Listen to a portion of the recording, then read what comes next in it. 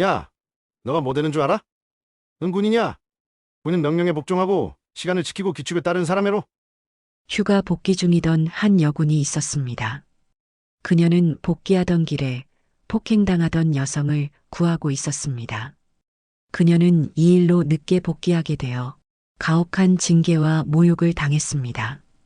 하지만 며칠 뒤 그녀가 왜 늦었는지를 알게 된 순간 부대 전체가 충격에 휩싸였죠. 오늘의 이야기는 정의와 규율 사이에서 진짜 군인의 길을 선택한 한 여군의 이야기입니다. 김지연 하사는 휴가 마지막 날 오후 서울역 광장 벤치에 앉아 있었습니다.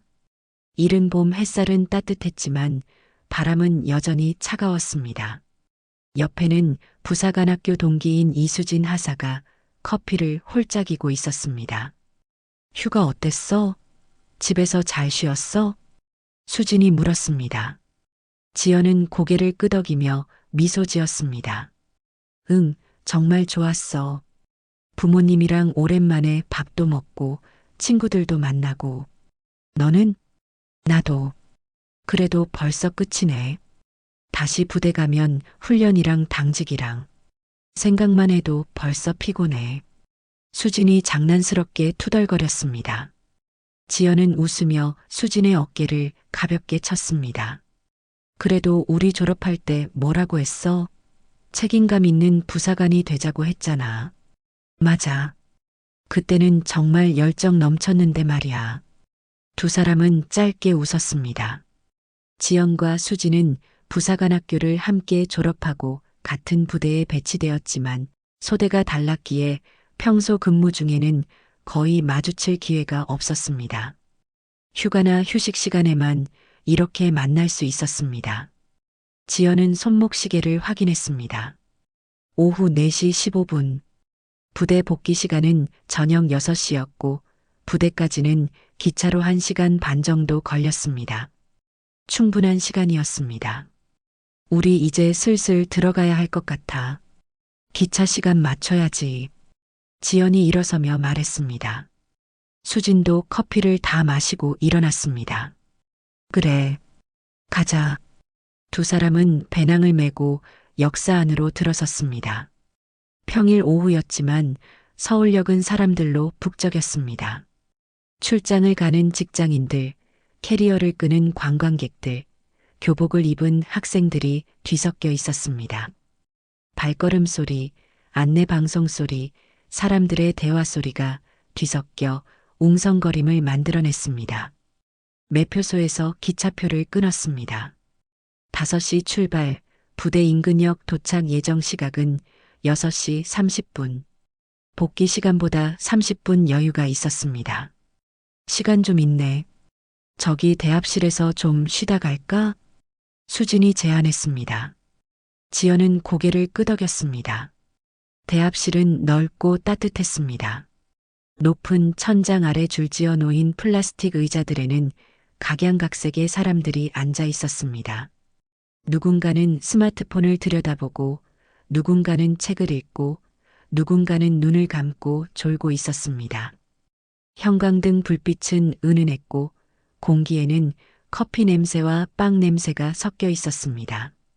빈 의자를 찾아 앉았습니다. 수지는 스마트폰으로 시간을 확인했습니다. 40분 있네. 넉넉하다. 응. 그래도 너무 늦게 출발하면 안 되니까 5분 전에는 플랫폼 가자. 알았어.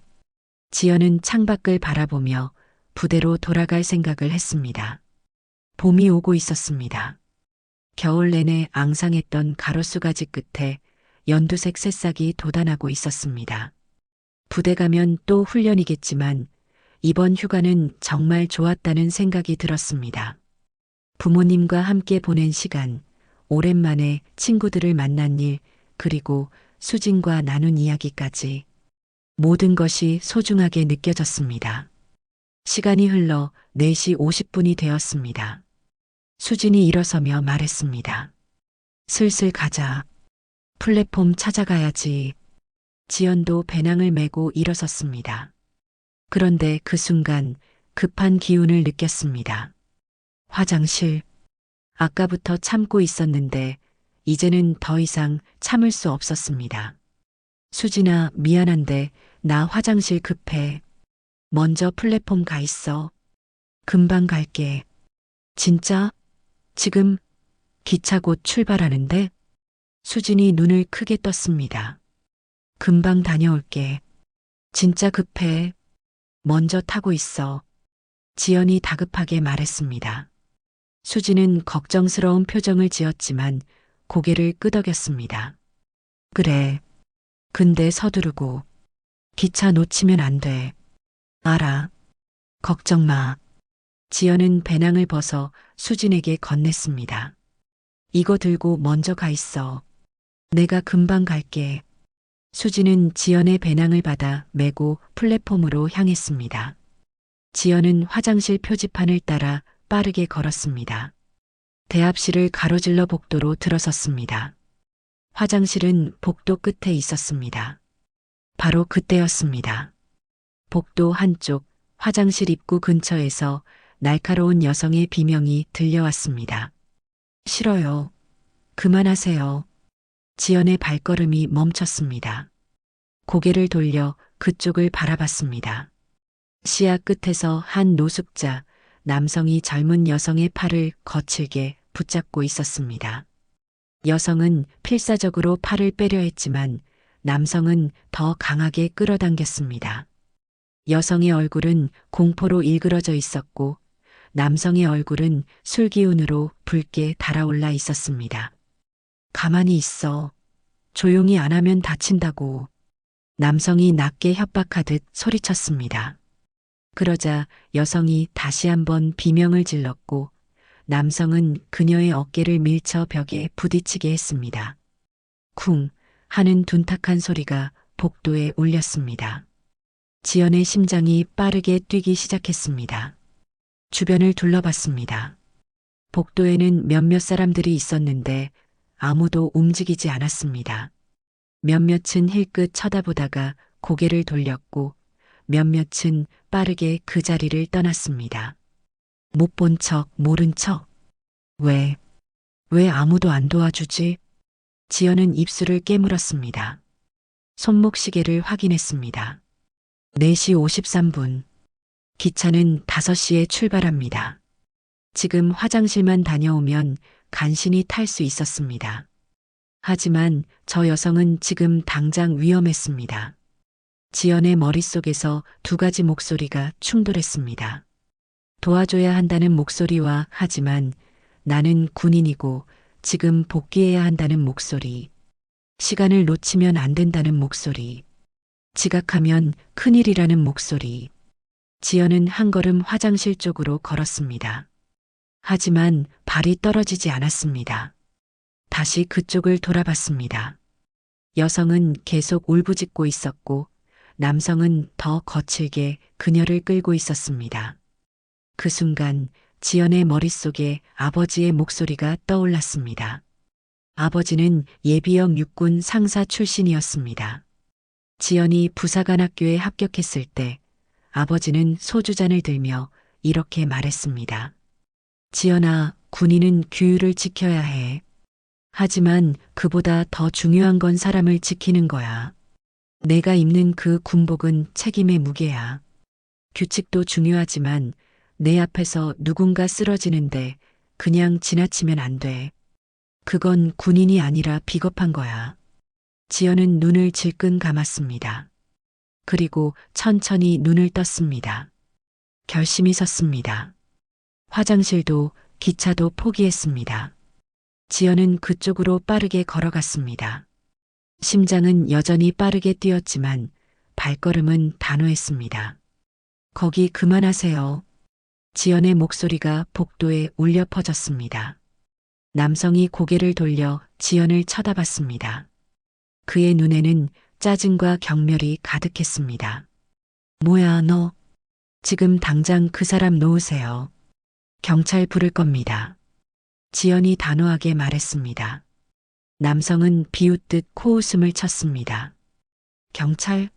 너 지금 나한테 참견하는 거야? 꺼져. 여기 내가 끼어들 일 아니야. 남성이 다시 여성을 끌어당기려 했습니다. 그 순간 지연은 남성과 여성 사이로 재빠르게 몸을 밀어 넣었습니다. 남성의 손목을 붙잡으며 낮고 차분하게 말했습니다. 마지막으로 경고합니다. 그만두세요. 남성의 얼굴이 일그러졌습니다. 그는 순간적으로 지연의 어깨를 밀쳤습니다. 지연은 뒤로 휘청했지만 넘어지지 않았습니다.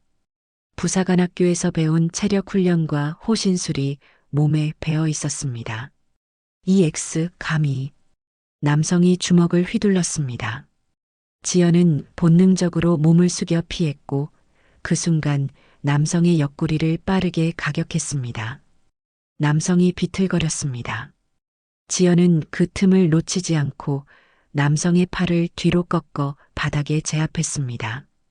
훈련받은 동작이었지만 실전은 훈련과 달랐습니다. 지연의 손도 떨렸고 숨도 거칠게 몰아쉬었습니다. 누가 경찰 좀 불러주세요. 지연이 주변을 향해 소리쳤습니다. 그제야 몇몇 사람들이 움직이기 시작했습니다. 한 중년 남성이 휴대폰을 꺼내 신고 전화를 걸었고 역 직원이 달려왔습니다. 지연은 벽에 기댄 채 떨고 있는 여성에게 물었습니다. 괜찮으세요? 여성은 눈물을 글썽이며 고개를 끄덕였습니다. 고맙습니다. 여성의 목소리는 가늘게 떨렸습니다. 지연은 안심시키듯 그녀의 어깨에 손을 올렸습니다. 이제 괜찮아요. 경찰이 곧 올 거예요. 그리고 지연은 시계를 봤습니다. 4시 58분. 기차는 이미 출발 준비 중일 것입니다. 수지는 지금쯤 플랫폼에서 지연을 기다리고 있을 것입니다. 지연은 주머니에서 휴대폰을 꺼내 수진에게 전화를 걸었습니다. 여보세요, 지연아? 어디야? 기차 곧 출발해. 수진의 다급한 목소리가 들렸습니다. 지연은 제압한 남성을 억누르며 말했습니다. 수진아, 미안해. 나 못할 것 같아. 뭐? 왜? 여기서 사람 폭행당하는 거 봐서 제압했어. 경찰 올 때까지 기다려야 할 것 같아. 뭐라고? 지연아, 너 지금. 미안해. 나 혼자 늦을게. 너는 먼저 가. 제 시간에 복귀해야지. 지연아, 부탁이야. 내 배낭도 부대 가져다 줘. 나중에 찾을게. 지연은 전화를 끊었습니다.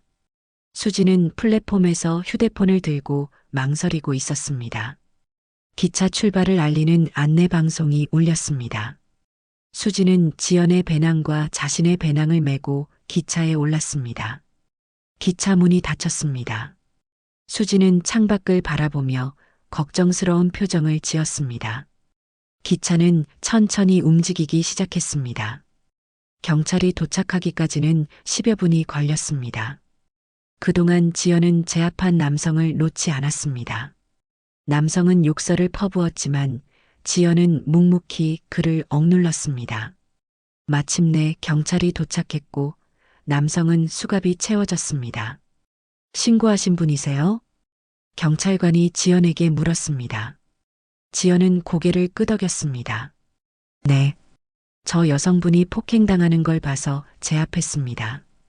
신분증 좀 보여주시겠어요? 간단하게 진술 받아야 합니다. 지연은 군인 신분증을 꺼내 보여줬습니다. 경찰관은 잠시 신분증을 확인하더니 고개를 끄덕였습니다. 군인이시네요. 용감하게 행동하셨습니다. 피해자분도 병원 가셔야 할 것 같은데 혹시 같이 가주실 수 있으세요? 진술 받는데 30분 정도 걸릴 겁니다. 지연은 다시 시계를 봤습니다. 5시 10분. 기차는 이미 떠났습니다. 다음 기차는 6시였고 그러면 부대 복귀 시간인 6시를 훌쩍 넘기게 됩니다. 하지만 지연은 고개를 끄덕였습니다. 네, 가겠습니다. 피해자 여성은 구급차에 실렸고 지연도 함께 탔습니다. 구급차가 출발하는 순간 지연은 창밖으로 역을 바라봤습니다. 수진을 태운 기차는 이미 저 멀리 사라지고 있었습니다. 지연은 깊게 숨을 들이쉬었습니다. 걱정이 앞섰지만 후회는 없었습니다. 병원 응급실에서 여성은 간단한 치료를 받았습니다. 다행히 큰 부상은 없었습니다. 경찰은 여성의 진술을 받았고 지연도 옆방에서 자신이 본 것을 진술했습니다. 모든 과정이 끝났을 때는 저녁 6시 30분이었습니다. 정말 감사합니다. 하사님 덕분에 큰 화를 면했어요. 여성이 눈물을 닦으며 말했습니다. 지연은 미소 지으며 고개를 저었습니다. 당연히 해야 할 일을 했을 뿐입니다. 이제 안전하니까 너무 걱정 마세요. 저, 혹시 성함이랑 연락처를 여쭤봐도 될까요? 나중에 꼭 보답하고 싶어요. 괜찮습니다. 몸조리 잘하시고 힘든 일 있으면 주저하지 말고 신고하세요. 지연은 정중히 거절했습니다. 여성은 몇 번이나 고맙다고 인사했고 경찰의 보호를 받으며 집으로 돌아갔습니다. 지연은 병원을 나와 다시 역으로 향했습니다. 밤 공기는 차갑고 습했습니다. 그녀는 혼자 걸었습니다. 역에 도착해 6시 기차표를 구했습니다. 기차는 곧 출발했습니다. 지연은 창가에 앉아 창밖을 바라봤습니다. 기차는 어둠 속을 달렸고 창밖으로 불빛들이 빠르게 스쳐 지나갔습니다. 부대에 늦었다는 생각이 들었습니다. 분명 문제가 될 것입니다. 하지만 지연은 자신의 선택을 후회하지 않았습니다. 다만 마음 한구석에는 불안이 자리 잡고 있었습니다. 부대는 규율이 엄격한 곳이었고 지각은 용납되지 않는 일이었습니다. 특히 신임 부사관인 그녀에게는 더욱 가혹한 잣대가 적용될 것이 분명했습니다. 기차는 계속 달렸습니다. 지연은 창에 비친 자신의 얼굴을 물끄러미 바라봤습니다. 피곤하고 불안한 얼굴이었습니다. 오후 8시 기차는 부대 인근 역에 도착했습니다. 지연은 택시를 잡아타고 부대로 향했습니다. 택시 창밖으로 보이는 어둠 속 거리는 적막했고 가로등만이 외롭게 불을 밝히고 있었습니다. 이미 2시간이 넘게 늦었습니다. 복귀 시간은 6시였고 지금은 8시 10분이었습니다. 택시가 부대 정문 앞에 멈춰 섰습니다. 지연은 요금을 지불하고 내렸습니다. 정문 초소에는 보초가 서 있었고 그는 지연을 보자 경례를 올렸습니다. 지연도 경례로 답했습니다. 휴가 복귀합니다. 신분증 확인하겠습니다. 보초는 지연의 군번을 확인한 뒤 잠시 주저하더니 조심스럽게 말했습니다. 하사님, 복귀 시간이 많이 지났는데요. 행정실에서 기다리고 계십니다. 지연은 예상했던 일이었지만 막상 듣고 나니 가슴이 철렁 내려앉았습니다. 알겠습니다. 지연은 부대 안으로 들어섰습니다. 밤 공기는 차가웠습니다. 지연은 홀로 부대 내길을 걸었습니다. 멀리서 야간 보초들의 발소리가 들렸고 행정실 건물에는 불이 켜져 있었습니다. 그녀는 배낭도 없이 혼자였습니다. 배낭은 수진이 부대로 가져갔을 것입니다. 지연은 중대 행정실 앞에 도착했습니다. 불이 환하게 켜진 창문 너머로 사람들의 그림자가 보였습니다. 지연은 깊게 숨을 들이쉬었습니다. 그리고 문을 두드렸습니다. 들어와. 안에서 낮고 무거운 목소리가 들렸습니다. 지연이 문을 열고 들어섰습니다. 행정실 안에는 몇몇 부사관들이 남아 있었습니다. 그중 책상 앞에 앉아 있던 한 사람이 천천히 고개를 들었습니다. 오상만 상사였습니다. 오상만 상사는 40을 넘긴 나이였지만 여전히 단단한 체격을 유지하고 있었습니다. 그의 얼굴은 각이 졌고 눈빛은 날카로웠습니다. 20해가 넘는 군 생활이 그를 강하게 만들었지만 동시에 융통성 없는 사람으로도 만들었습니다. 부대 내에서 그는 원칙주의자로 통했지만 실상은 권위주의적이고 가혹한 사람이었습니다. 김지연 하사 휴가 복귀 보고합니다. 지연이 차렷 자세로 경례를 올렸습니다. 오상만은 천천히 손목 시계를 보더니 시선을 지연에게 고정했습니다. 그의 얼굴에는 차가운 표정이 걸려 있었습니다. 지금 몇 시지? 8시 15분입니다. 복귀 시간이 몇 시였지? 6시였습니다. 지연의 목소리는 작아졌습니다. 오상만은 의자에서 일어나 천천히 지연에게 다가왔습니다. 그는 지연보다 머리 하나는 더 컸고 그의 존재감은 방 전체를 압도했습니다. 2시간 20분 늦었네. 이유가 뭐지? 그게 복귀 도중에 긴급한 상황이 발생해서 지연이 설명하려 했습니다. 하지만 오상만은 손을 들어 그녀의 말을 막았습니다. 긴급한 상황? 김지연 하사, 여기서 긴급한 상황이 뭔지 아나? 전쟁이 나거나 내 가족이 죽거나 내가 죽어가거나 그것 말고는 긴급한 상황이 없어. 그러니까 변명하지 마. 상사님, 하지만 역에서 여성이 폭행당하는 걸 봐서. 닥쳐.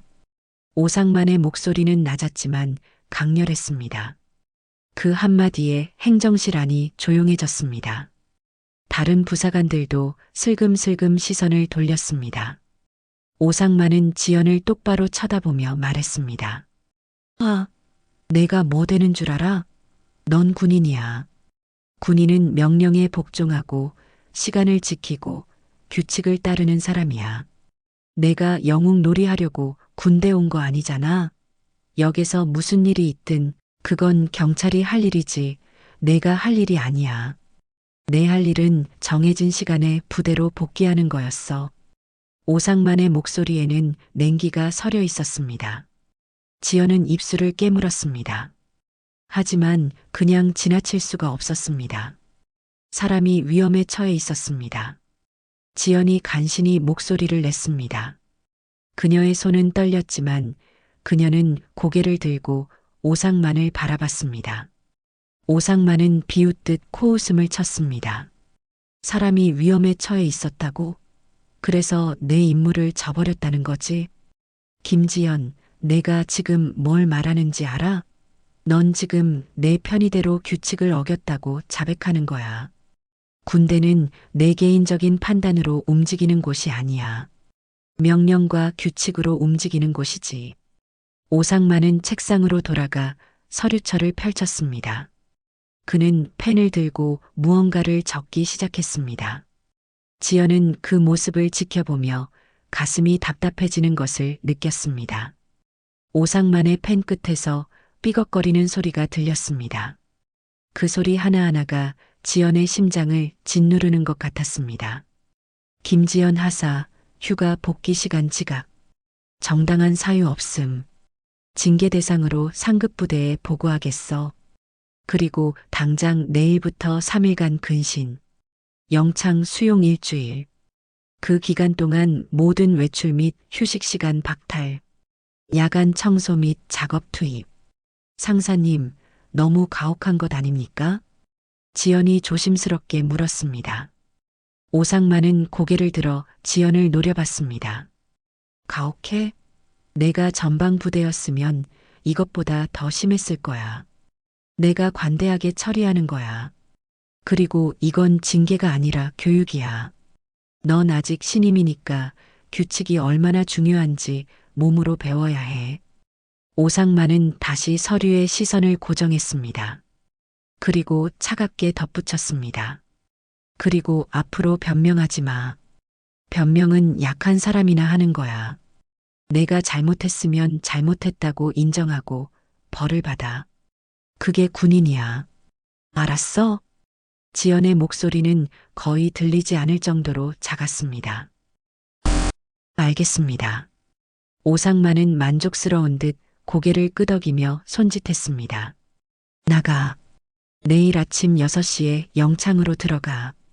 그 전까지는 내 숙소에서 대기해. 지연은 경례를 올린 뒤 행정실을 나왔습니다. 문을 닫는 순간 안에서 누군가 낮게 웃는 소리가 들렸습니다. 신입이 버릇이 없어도 너무 없네. 여군이라고 봐주면 안 되는데. 지연은 그 소리를 들으며 복도를 걸었습니다. 그 말들이 등 뒤에서 비수처럼 꽂혔습니다. 복도는 길었고 발걸음은 무거웠습니다. 밤 공기는 더욱 차갑게 느껴졌고 형광등 불빛은 창백했습니다. 막사로 가는 길은 멀게만 느껴졌습니다. 지연의 머릿속에서는 오상만 상사의 말들이 계속 맴돌았습니다. 변명은 약한 사람이나 하는 거야. 내 개인적인 판단으로 움직이는 곳이 아니야. 그 말들이 마치 주문처럼 반복되었습니다. 막사에 도착했을 때 대부분의 동료들은 이미 잠들어 있었습니다. 지연이 들어서자 몇몇이 희미하게 눈을 뜨고 그녀를 쳐다봤습니다. 하지만 아무 말도 하지 않았습니다. 그저 쳐다볼 뿐이었습니다. 그 시선들이 지연에게는 무겁게 느껴졌습니다. 지연은 자신의 침대로 갔습니다. 침대 위에는 그녀의 배낭이 놓여 있었습니다. 수진이 가져다 놓은 것이었습니다. 배낭 위에는 작은 쪽지가 있었습니다. 지연아, 배낭 두고 간다. 무슨 일 있으면 연락해. 수진. 지연은 쪽지를 보며 눈시울이 뜨거워졌습니다. 하지만 울 수는 없었습니다. 동료들이 자고 있었고 약한 모습을 보이면 안 됐습니다. 지연은 쪽지를 주머니에 넣고 조용히 침대에 누웠습니다. 어둠 속에서 천장을 바라봤습니다. 천장의 페인트 자국들이 희미하게 보였습니다. 지연은 눈을 감았습니다. 눈꺼풀 뒤로 오늘의 장면들이 스쳐 지나갔습니다. 역에서 비명을 지르던 여성, 제압했던 범인, 그리고 오상만 상사의 차가운 눈빛. 내가 잘못한 걸까?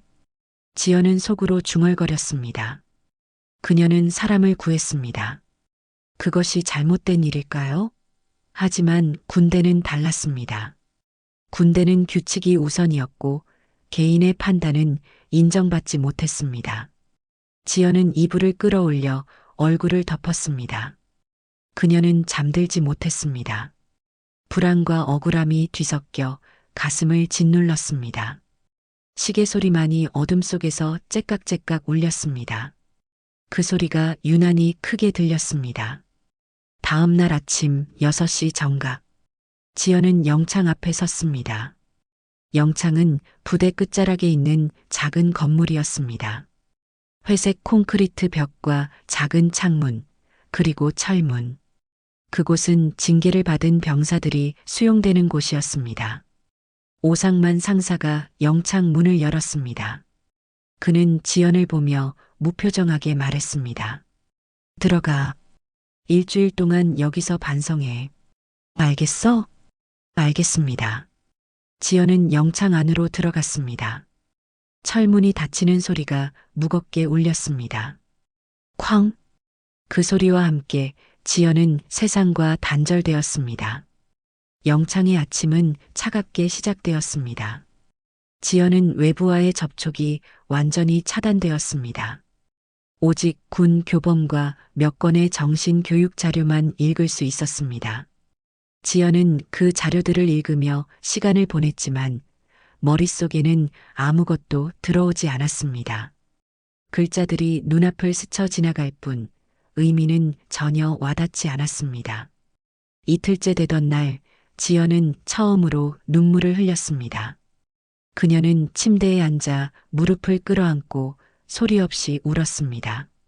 21살 부사관학교를 졸업하고 첫 부대에 배치된 지 겨우 넉 달. 그녀는 이렇게 빨리 좌절을 맛볼 줄 몰랐습니다. 내가 뭘 잘못했지? 사람을 구한 게 잘못인가? 지연은 속으로 되뇌었습니다.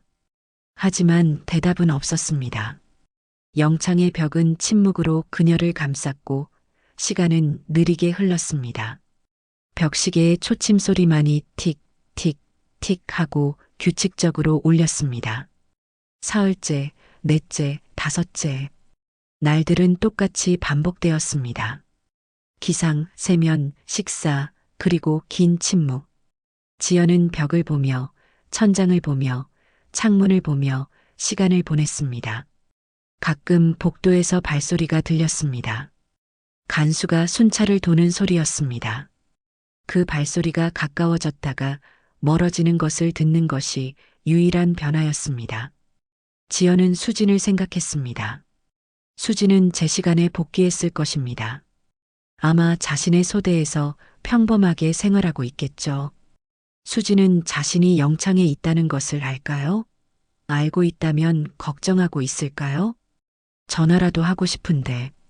하지만 휴대폰은 사용할 수 없었습니다.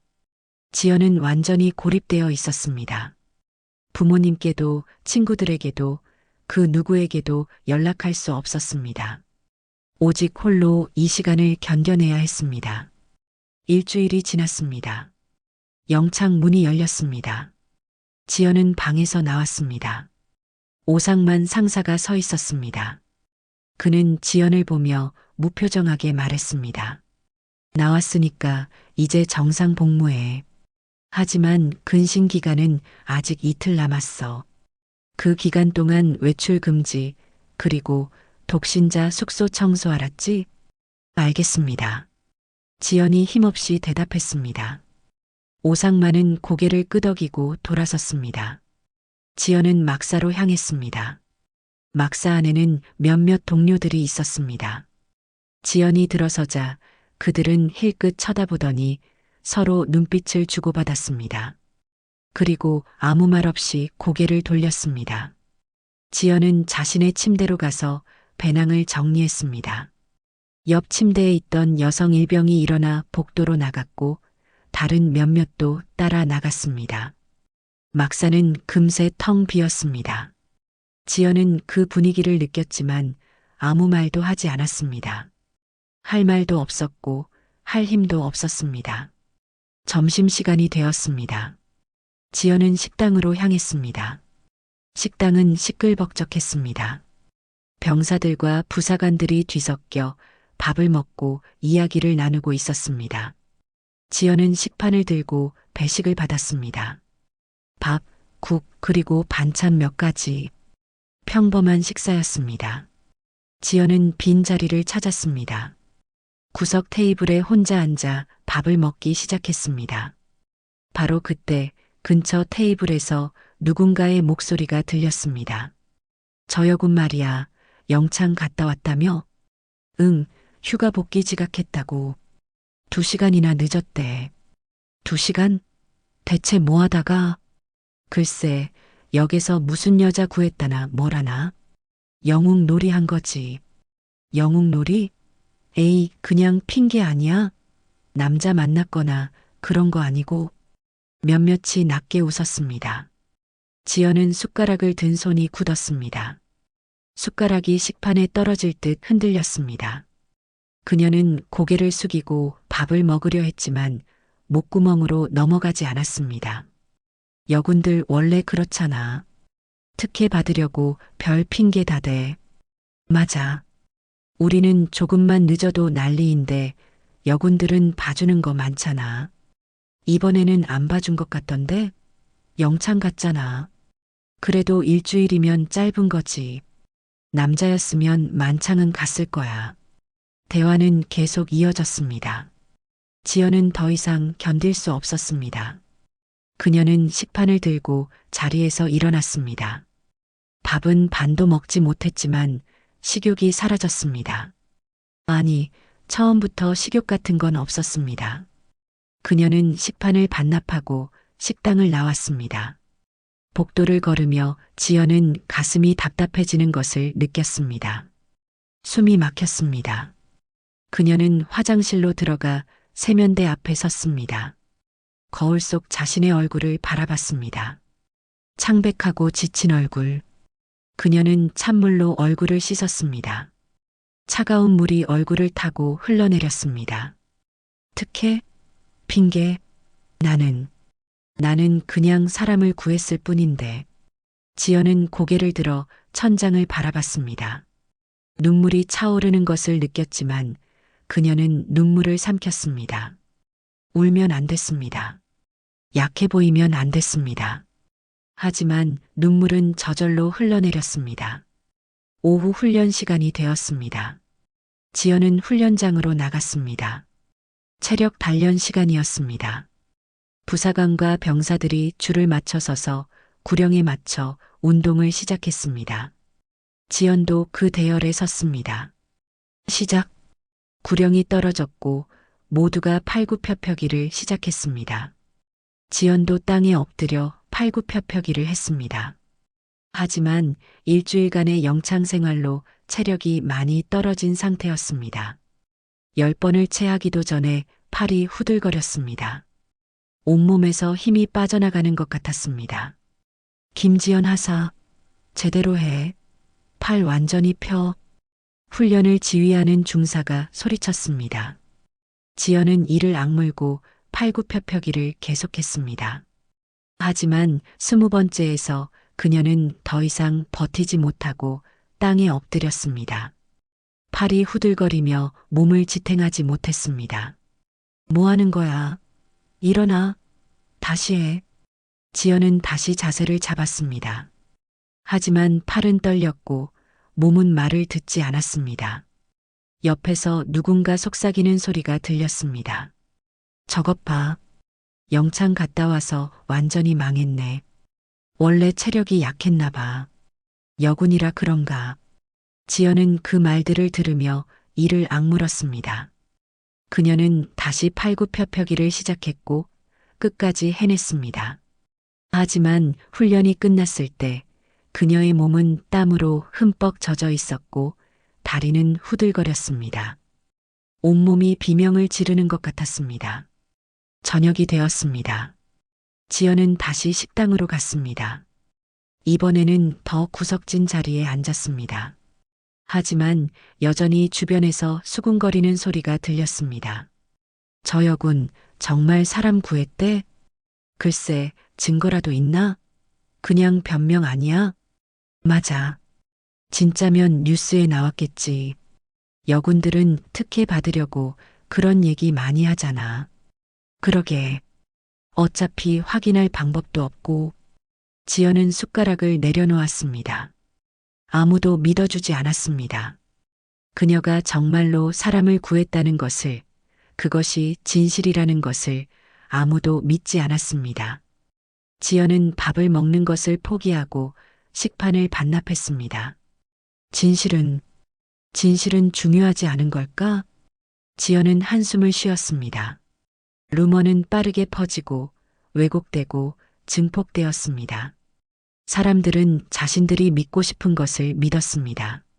그리고 지금 사람들이 믿고 싶은 것은 지연이 핑계를 댔다는 것이었습니다. 밤 8시가 되었습니다. 지연은 청소 도구를 들고 행정실 복도로 향했습니다. 오상만 상사가 지시한 야간 청소 시간이었습니다. 복도는 길었고 계단도 많았습니다. 지연은 걸레질을 시작했습니다.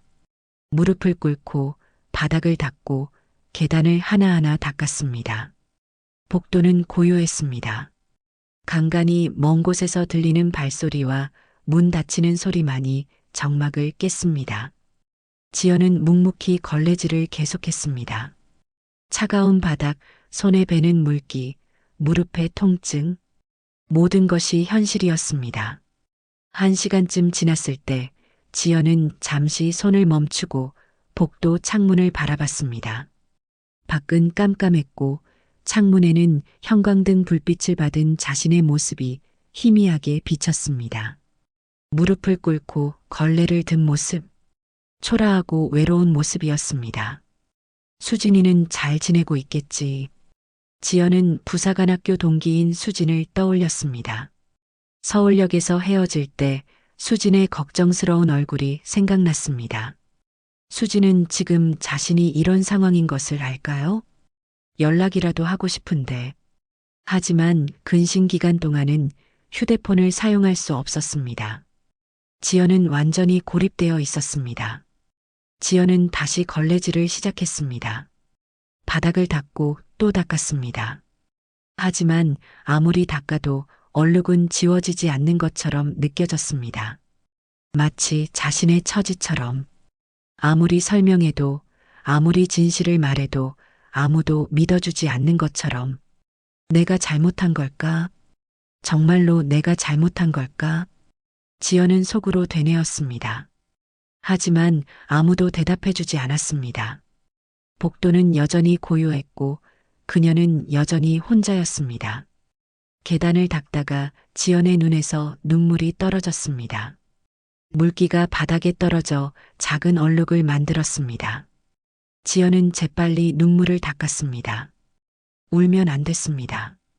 여기서 무너지면 안 됐습니다. 하지만 눈물은 계속 흘러내렸습니다. 9시가 넘어갔습니다. 복도 청소는 거의 끝나가고 있었습니다.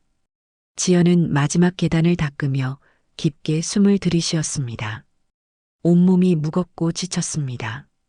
하지만 아직 1시간이 더 남아 있었습니다. 화장실도 청소해야 했습니다. 바로 그때 복도 끝에서 조심스러운 발소리가 들렸습니다. 지연은 고개를 들었습니다. 복도 저 끝에서 누군가 주변을 살피며 다가오고 있었습니다. 이수진이었습니다. 수진은 조심스럽게 지연에게 다가왔습니다. 그녀의 얼굴에는 걱정이 가득했습니다. 지연아. 수진이 작게 불렀습니다. 지연은 일어서서 수진을 바라봤습니다. 순간 눈물이 차올랐습니다. 수진아, 괜찮아? 소문 듣고, 내가 영창 갔다는 얘기 듣고 너무 놀랐어. 수진의 목소리도 떨렸습니다. 지연은 고개를 끄덕였습니다. 응, 일주일 있다가 오늘 나왔어. 미안해, 지연아. 내가 같이 있었어야 했는데. 아니야. 내 잘못 아니야. 너는 제 시간에 복귀한 거잖아.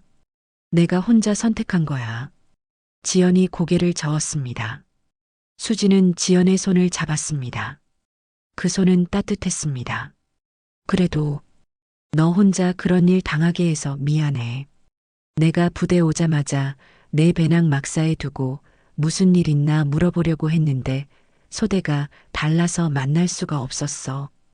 그러다가 오늘 소문 듣고 내가 영창 갔다는 얘기 듣고 너무 놀라서 찾아왔어. 수진아, 정말 괜찮아. 내가 걱정해줘서 고마워. 지연이 억지로 미소 지었습니다. 하지만 눈에서는 눈물이 흘러내렸습니다. 수진이 지연을 안아줬습니다. 지연은 수진의 품에서 참았던 눈물을 터뜨렸습니다. 울지 마. 여기서 울면 안 돼. 누가 볼 수도 있어. 수진이 속삭였습니다. 지연은 눈물을 닦았습니다. 수진이 주머니에서 작은 봉지를 꺼내 지연에게 건넸습니다. 이거 초콜릿이야. 몰래 가져왔어. 먹어. 지연은 봉지를 받았습니다. 손이 떨렸습니다. 일주일 넘게 아무도 그녀에게 따뜻한 말 한마디 건네지 않았습니다. 수진의 작은 행동이 그녀의 마음을 무너뜨렸습니다. 고마워. 지연의 목소리가 갈라졌습니다. 수진은 지연의 어깨를 가볍게 두드렸습니다. 힘내. 진실은 언젠가 드러나. 너 잘못한 거 하나도 없어. 다들 그냥 모르는 거야. 근데 왜 아무도 안 믿어줘? 나는 정말 사람을 구했을 뿐인데. 왜 다들 나를. 지연의 눈에서 눈물이 흘러내렸습니다. 수지는 지연을 다시 안아줬습니다. 조금만 참아. 응? 진실은 언젠가 밝혀질 거야. 나는 너를 믿어. 고마워, 수진아. 그때 복도 저쪽에서 발소리가 들렸습니다. 수진이 재빨리 몸을 떼며 말했습니다. 힘내, 지연아. 내가 계속 신경 쓸게. 조심해서 가. 수진은 복도를 빠져나갔습니다. 지연은 그녀의 뒷모습을 바라보다가 다시 바닥을 닦기 시작했습니다. 손에 든 걸레는 무거웠지만 가슴은 조금 가벼워졌습니다. 혼자가 아니라는 것, 자신을 믿어주는 사람이 있다는 것, 그것만으로도 위로가 되었습니다. 10시가 되어서야 모든 청소가 끝났습니다. 지연은 청소 도구를 정리하고 막사로 돌아갔습니다. 막사는 이미 소등이 되어 있었고 동료들은 모두 잠들어 있었습니다. 지연은 조용히 침대에 누웠습니다. 어둠 속에서 지연은 천장을 바라봤습니다. 수진이 준 초콜릿을 손에 쥐고 있었습니다. 작고 사소한 것이었지만 그것이 지금 그녀에게는 유일한 위로였습니다. 온몸이 쑤시고 아팠습니다. 하지만 마음은 조금 가벼워졌습니다. 수진과의 짧은 만남이 힘이 되었습니다. 혼자가 아니라는 것, 자신을 믿어주는 사람이 있다는 것. 지연은 눈을 감았습니다. 민혜영은 병원 침대에 누워 천장을 바라보고 있었습니다. 사건이 일어난 지 사흘이 지났습니다. 몸의 상처는 경미했지만 마음의 상처는 깊었습니다. 눈을 감으면 그때의 공포가 되살아났습니다. 역 대합실 술 냄새를 풍기던 노숙자 남자, 그리고 자신을 향해 휘두르던 주먹. 그 모든 것이 악몽처럼 반복되었습니다. 하지만 그 순간 군복을 입은 젊은 여성이 나타났습니다. 그녀는 주저없이 자신을 구했고 범인을 제압했습니다. 혜영은 그 광경을 잊을 수 없었습니다. 그 여성의 단호한 목소리, 흔들리지 않는 눈빛, 그리고 자신을 안심시키던 따뜻한 손길. 병실 문이 열렸습니다. 경찰관 2명이 들어왔습니다. 그들은 사건 조사를 담당하는 형사들이었습니다. 민혜영 씨, 몸 상태는 좀 어떠세요? 많이 나아졌습니다. 혜영이 조심스럽게 대답했습니다. 형사는 의자를 당겨 앉으며 수첩을 펼쳤습니다. 몇 가지 더 여쭤볼 게 있어서 왔습니다. 당시 상황을 좀 더 자세히 말씀해 주실 수 있나요? 혜영은 천천히 그날의 일을 설명했습니다. 서울역 대합실에서 화장실을 가려던 순간 술에 취한 남자가 갑자기 다가와 팔을 붙잡았던 일.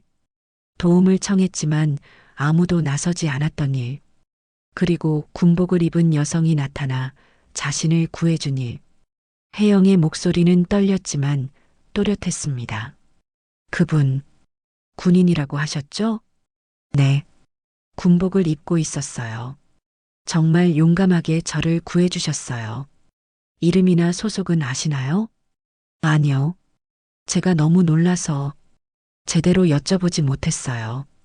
병원에서도 그분이 바쁘게 경찰 조사 받으시고 가셔서. 형사는 고개를 끄덕이며 수첩에 메모했습니다. 알겠습니다.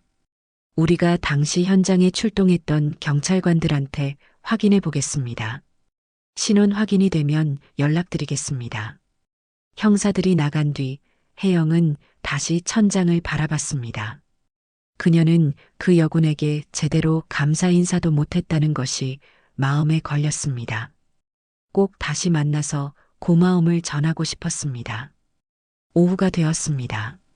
병실 문이 다시 열렸습니다. 이번에는 중년의 남성이 들어왔습니다.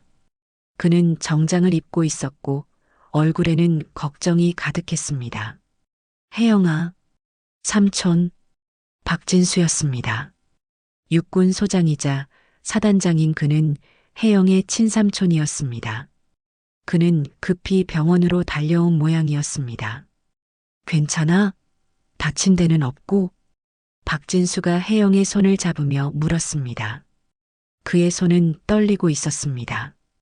혜영은 고개를 끄덕였습니다. 네, 삼촌. 괜찮아요. 큰 부상은 없어요. 경찰한테 연락받고 얼마나 놀랐는지 몰라. 내가 그런 일을 당했다니. 박진수의 목소리가 떨렸습니다. 그는 혜영의 유일한 친척이었습니다. 혜영의 부모님은 일찍 돌아가셨고 박진수가 혜영을 키웠습니다. 그에게 혜영은 딸이나 다름없었습니다. 삼촌, 진짜 괜찮아요. 그리고 저 구해준 분이 있었어요. 구해준 분? 네. 군인이요. 여군 하사님이었어요. 혜영은 그날의 일을 삼촌에게 설명했습니다. 아무도 도와주지 않던 상황에서 한 명의 여군이 나타나 자신을 구해준 일, 그녀가 경찰과 함께 병원까지 와준 일, 그리고 자신 때문에 복귀 시간을 놓쳤을 것이라는 걱정. 혜영의 목소리에는 감사함과 미안함이 섞여 있었습니다. 박진수는 조용히 혜영의 이야기를 들었습니다. 그의 얼굴에는 여러 감정이 스쳐 지나갔습니다. 안도, 감사, 그리고 무언가 복잡한 표정. 그분, 이름을 아니? 아니요. 신분증을 보여주시긴 했는데 제가 정신이 없어서 김모였던 것 같은데 정확히 기억이 안 나요. 박진수는 고개를 끄덕이고 자리에서 일어났습니다. 잠깐만 기다려. 내가 확인해 볼게.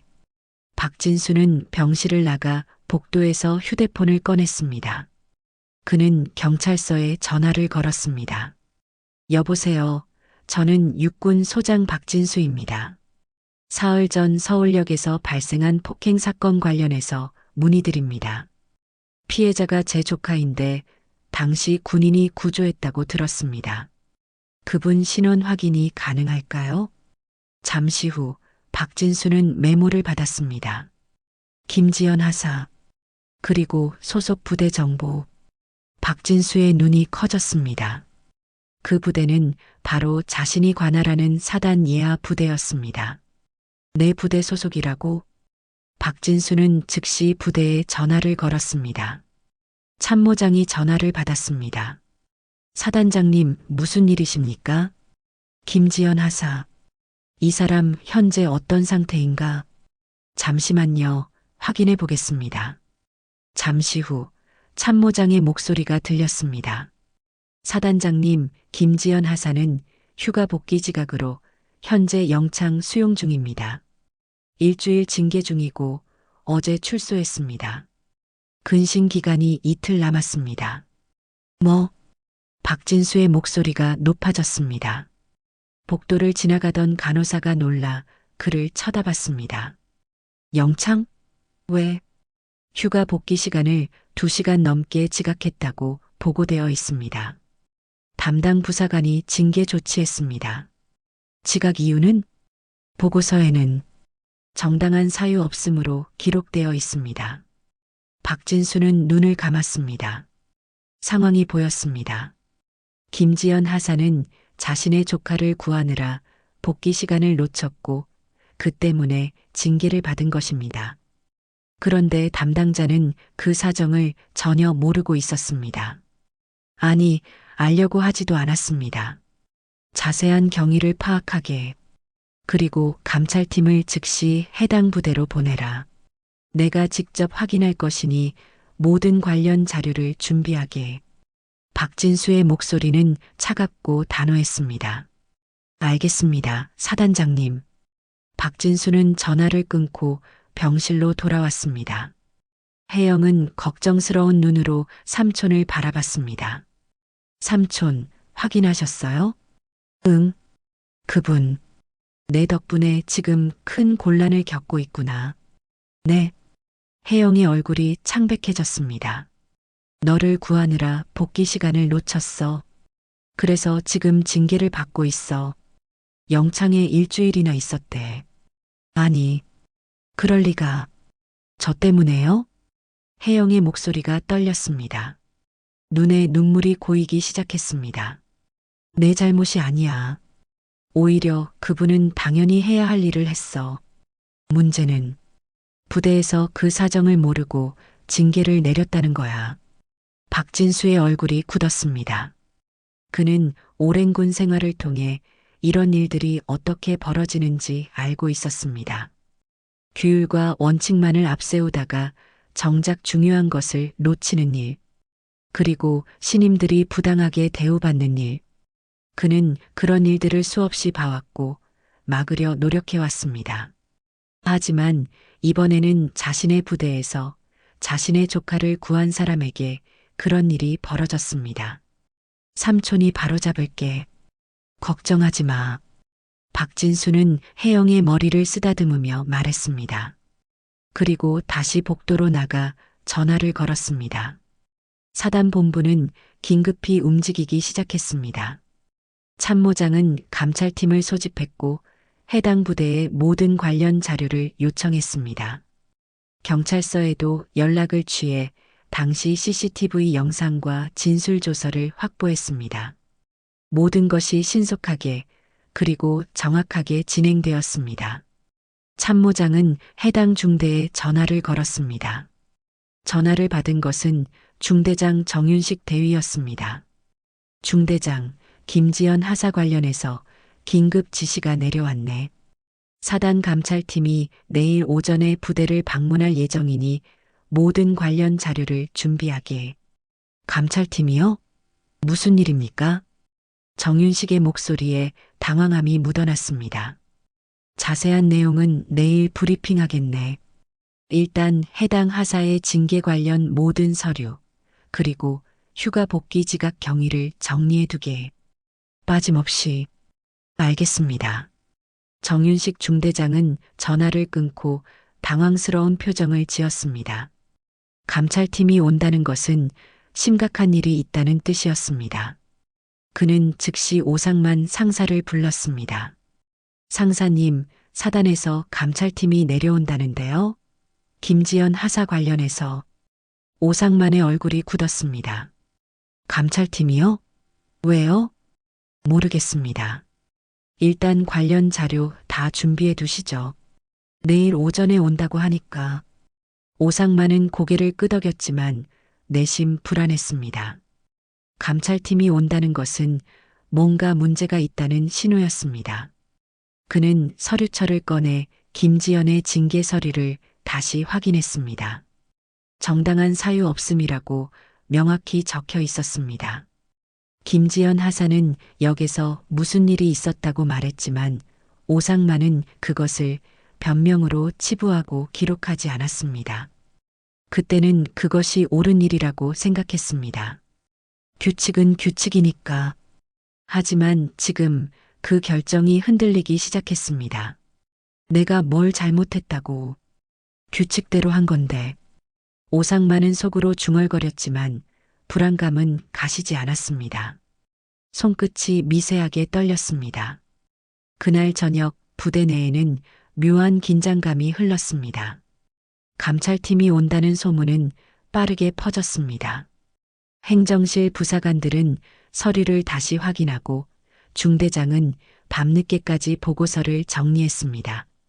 막사에서는 병사들이 수군거렸습니다. 감찰팀이 온대. 김지연 하사 때문에. 진짜? 대체 무슨 일이야? 모르겠어.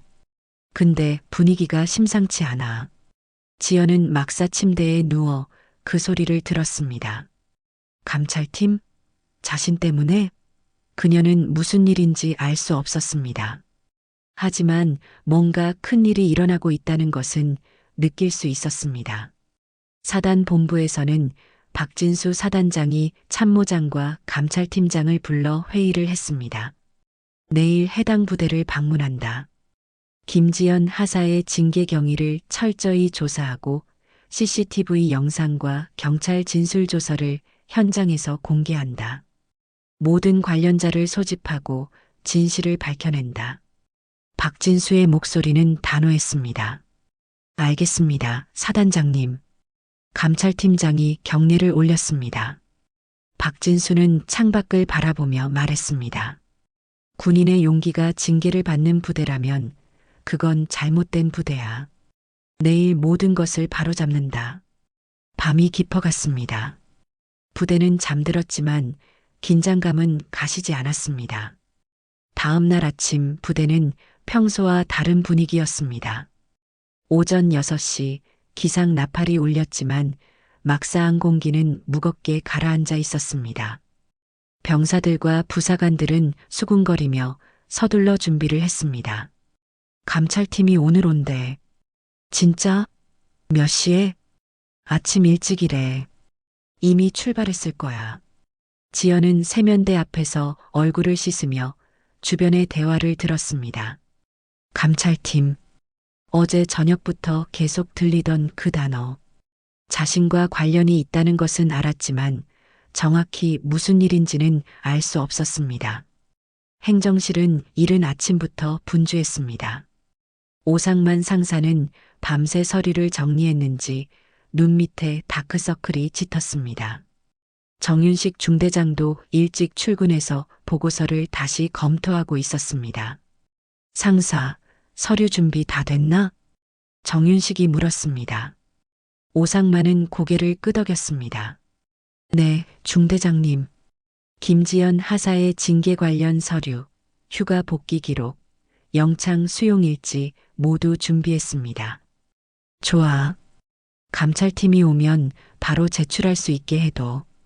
오상만은 서류를 다시 펼쳐봤습니다. 그의 손끝이 미세하게 떨렸습니다.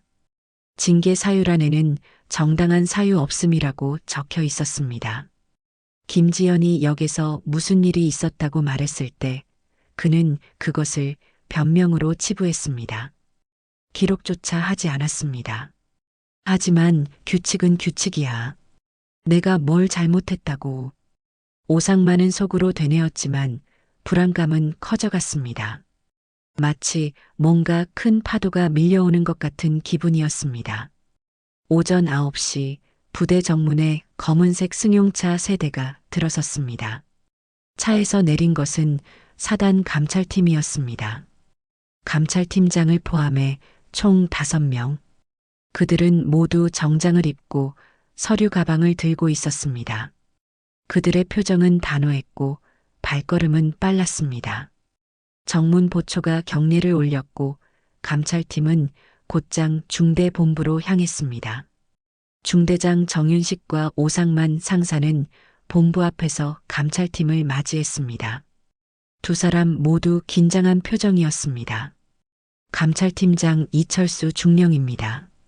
사단장님 지시로 김지연 하사 관련 사안을 조사하러 왔습니다. 이철수 중령은 차갑고 단호한 목소리로 말했습니다. 정윤식이 경례를 올렸습니다. 중대장 정윤식 대위입니다. 준비해둔 자료가 있습니다. 회의실로 안내하시죠. 감찰팀은 회의실로 들어갔습니다. 정윤식과 오상만도 따라 들어갔습니다. 회의실 테이블 위에는 이미 준비된 서류들이 놓여 있었습니다. 이철수 중령은 의자에 앉으며 서류를 펼쳐봤습니다. 다른 감찰팀원들도 각자 자리에 앉아 노트북을 열고 기록을 시작했습니다. 회의실 안에는 긴장감이 감돌았습니다. 김지연 하사의 징계 경위부터 설명해 주시죠. 이철수가 말했습니다.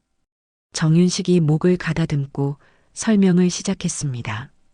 김지연 하사는 지난주 화요일 휴가 복귀 시간인 오후 6시를 2시간 20분 초과하여 복귀했습니다.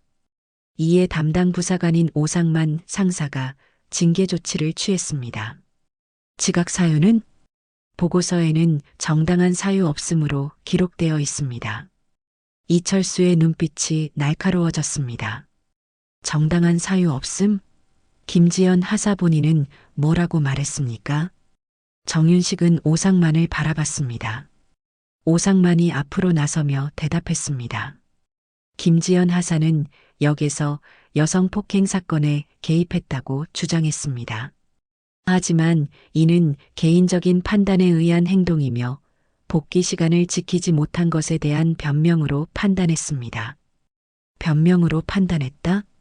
이철수의 목소리에 차가움이 더해졌습니다. 그 사실을 확인해 봤습니까? 아니요. 군인의 의무는 명령과 규칙을 따르는 것입니다. 개인적인 판단으로 복귀 시간을 어긴 것은 명백한 규율 위반입니다. 오상만이 단호하게 말했습니다. 하지만 그의 목소리는 미세하게 떨리고 있었습니다. 이철수는 고개를 끄덕이며 서류에 메모를 했습니다. 그래서 어떤 징계를 내렸습니까? 영창 일주일, 근신 3일, 그리고 독신자 숙소 야간 청소 작업 투입입니다. 영창 일주일. 이철수는 서류를 덮고 오상만을 똑바로 바라봤습니다. 오상만 상사, 당신은 김지연 하사가 말한 내용이 사실인지 확인도 하지 않고 징계를 내렸다는 겁니까? 규칙을 어긴 것은 명백합니다. 사유가 무엇이든 복귀 시간을 지키지 못한 것은 잘못입니다. 규칙. 이철수는 잠시 침묵했습니다. 그리고 가방에서 서류 뭉치를 꺼냈습니다. 이게 뭔지 아십니까? 오상만은 대답하지 못했습니다. 정윤식도 긴장한 표정으로 서류를 바라봤습니다. 서울경찰서에서 받은 사건 조서입니다. 그리고 이건 병원 진료 기록. 그리고 이건 이철수는 또 다른 서류를 꺼냈습니다. 서울역 CCTV 영상 분석 자료입니다. 정윤식과 오상만의 얼굴이 창백해졌습니다. 김지연 하사가 말한 것은 변명이 아니었습니다. 사실이었어요. 그녀는 서울역에서 여성 폭행 사건을 목격했고 직접 범인을 제압했습니다. 피해자를 병원까지 동행했고 경찰 조사에 협조했습니다. 그 때문에 복귀 시간을 놓쳤습니다. 회의실이 조용해졌습니다. 오상만은 입술을 깨물었습니다. 정윤식은 의자에 몸을 기댄 채 천장을 바라봤습니다. 그리고 이철수는 또 다른 서류를 펼쳤습니다. 피해자는 박진수 사단장님의 조카입니다. 민혜영 씨, 김지연 하사가 구한 사람이 바로 사단장님의 조카였습니다. 정윤식 중대장은 의자에서 일어나려다 다시 주저앉았습니다. 오상만은 서 있었지만 얼굴은 흑빛이었습니다. 이게 무슨... 정윤식이 떨리는 목소리로 말했습니다. 이철수는 서류를 정리하며 말했습니다. 사단장님께서 직접 오십니다. 오늘 오후 헬기로 이 부대에 도착하실 예정입니다. 그때 모든 부대원을 소집하여 진실을 공개할 것입니다. 사단장님이 직접? 정윤식의 목소리는 거의 들리지 않을 정도로 작았습니다. 네. 그리고 김지연 하사를 즉시 이리로 데려오십시오. 지금 당장. 이철수의 명령에 오상만이 황급히 밖으로 나갔습니다. 회의실에 남은 정윤식은 고개를 떨구고 있었습니다. 그는 오상만에게 모든 것을 맡기고 책임을 회피했습니다. 그리고 지금 그 대가가 돌아오고 있었습니다. 그의 손이 떨렸습니다. 10분 후 지연이 회의실로 들어왔습니다. 그녀는 무슨 일인지 몰라 긴장한 표정이었습니다. 오상만이 그녀를 데려왔지만 그는 지연을 똑바로 쳐다보지 못했습니다. 김지연 하사? 이철수가 물었습니다. 지연은 경례를 올렸습니다. 충성 하사 김지연. 앉으시죠. 지연은 의자에 앉았습니다. 이철수는 부드러운 목소리로 물었습니다. 지난주 화요일 서울역에서 있었던 일을 말씀해 주시겠습니까? 지연은 조심스럽게 그날의 일을 설명했습니다. 역에서 목격한 폭행 사건, 범인 제압, 피해자 구조, 그리고 복귀 지각. 모든 것을 솔직하게 말했습니다. 그녀의 목소리는 떨렸지만 진실했습니다. 이철수는 고개를 끄덕이며 들었습니다. 수고하셨습니다, 하사. 당신은 잘못한 것이 하나도 없습니다. 오히려 군인으로서, 인간으로서 당연히 해야 할 일을 했습니다. 지연은 눈을 크게 떴습니다. 잘못한 것이 없다니. 이 말을 듣기까지 얼마나 오래 기다렸습니까? 눈시울이 뜨거워졌습니다. 오늘 오후 사단장님께서 직접 오십니다. 그때 모든 것이 밝혀질 것입니다. 그때까지 대기하고 계십시오. 감사합니다. 지연의 목소리가 떨렸습니다. 이철수는 미소 지으며 고개를 끄덕였습니다. 지연이 회의실을 나간 후 이철수는 정윤식과 오상만을 바라봤습니다. 사단장님께서 도착하시면 모든 부대원을 운동장에 소집하십시오. 그리고 김지연 하사에 대한 징계는 즉시 보류합니다. 이해하셨습니까? 알겠습니다. 정윤식과 오상만이 동시에 대답했습니다. 두 사람의 목소리는 힘이 없었습니다. 감찰팀은 계속 조사를 진행했습니다. 부대 내 분위기는 점점 더 긴장되어 갔습니다. 오후가 되자 사단장이 헬기로 온다는 소문이 퍼졌습니다. 사단장님이 직접 온대. 왜? 무슨 일인데? 김지연 하사 때문이래. 큰일 났나 봐. 병사들은 수군거렸고 부사관들은 불안해했습니다. 특히 오상만 상사는 창백한 얼굴로 자리에 앉아 있었습니다. 그의 손은 계속 떨렸고 이마에는 식은땀이 맺혔습니다. 오후 2시 멀리서 헬기 소리가 들렸습니다. 프로펠러 소리가 점점 가까워졌습니다. 부대원들은 긴장한 표정으로 하늘을 바라봤습니다. 헬기 소리는 점점 가까워졌습니다. 부대 운동장에는 전체 부대원이 집합해 있었습니다. 병사들, 부사관들, 장교들 모두가 차렷 자세로 서서 하늘을 바라봤습니다. 수백 명의 시선이 한 곳으로 향했습니다. 지연도 그 대열 속에 서 있었습니다. 그녀의 심장은 빠르게 뛰었습니다.